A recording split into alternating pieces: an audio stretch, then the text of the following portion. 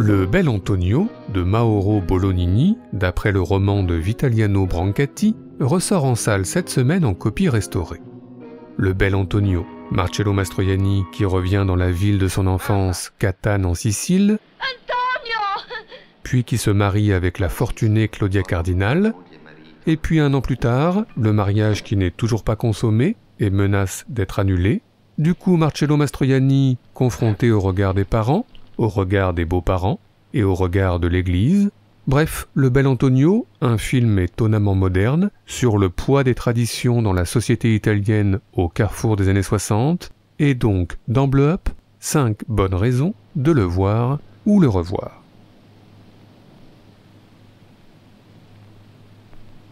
Raison numéro 1, Mauro Bolognini, ici, au centre, avec un joli chapeau.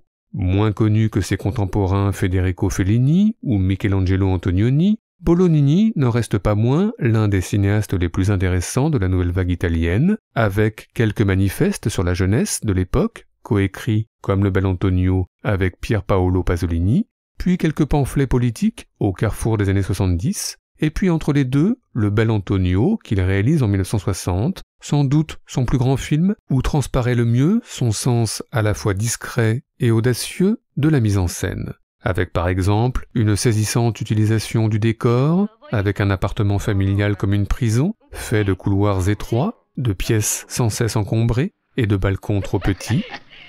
Idem pour la maison familiale à la campagne, avec ses clôtures comme des barbelés, et puis dans les jardins, une végétation luxuriante qui devient aride et sèche à l'approche des personnages, comme un symbole de ce mariage non consommé.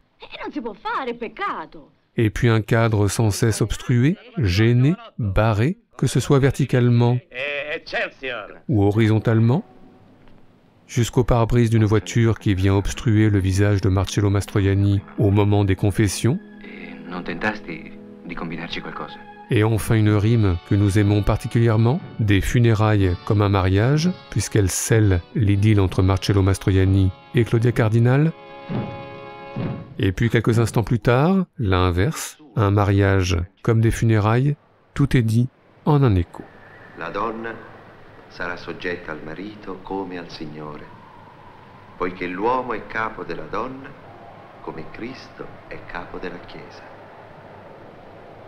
Raison numéro 2, Marcello Mastroianni et Claudia Cardinal évidemment. Les deux acteurs phares du cinéma italien des années 60 s'étaient déjà croisés dans Le Pigeon, ils se recroiseront furtivement dans Le 8,5 de Fellini, mais le film de leur rencontre reste Le Bel Antonio, une rencontre qui se révélera donc inaboutie, incomplète, frustrante, faite de déclarations d'amour, de demandes d'amour, comme des supplications. Rispondimi. Ti amo di più, ancora di più. Davvero non mi inganni, Barbara. Tu non sai quanto ti amo io. Davvero non mi inganni. No, non ti inganno. E mi amerai, anche fra un anno, sempre. Malgrado tutto mi amerai. Raison numéro 3, Pierre Brasseur, qui joue le père de Marcello Mastroianni. On connaît la bonhomie et la grandiloquence du jeu de Pierre Brasseur, par exemple en Frédéric Lemaître dans Les Enfants du Paradis, et on retrouve effectivement dans la première partie du Bel Antonio cette grandiloquence, Pierre Brasseur s'y montrant presque comique, en personnage toujours en mouvement et parlant sans cesse, jusqu'au moment où la bonhomie va se fissurer, le temps d'un coup de fil à son fils, et où la grandiloquence va laisser la place à la détresse et aux larmes.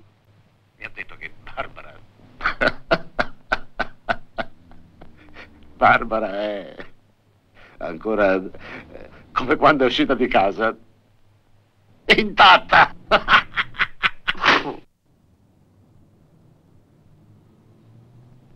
Antonio.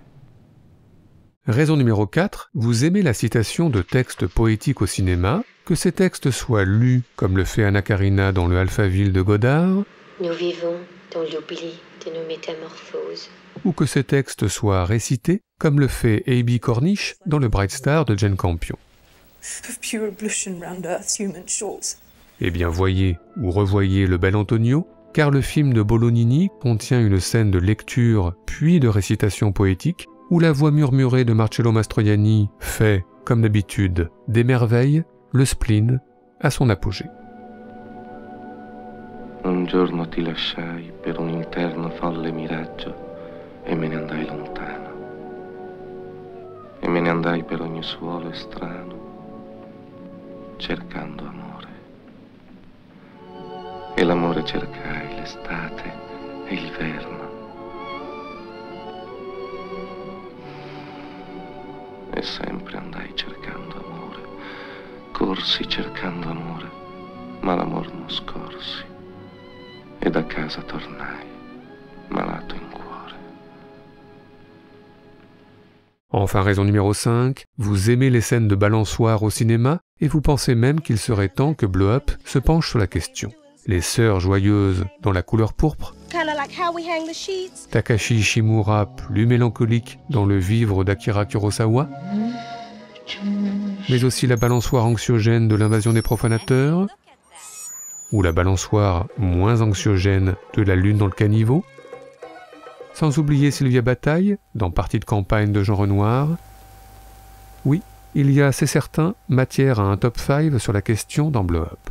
Eh bien, voyez ou revoyez le bel Antonio, vous y trouverez peut-être bien le numéro 1, avec ses deux personnages a priori libérés, mais en fait toujours enchaînés, quintessence limpide de l'élégance de la mise en scène de Mauro Bolognini.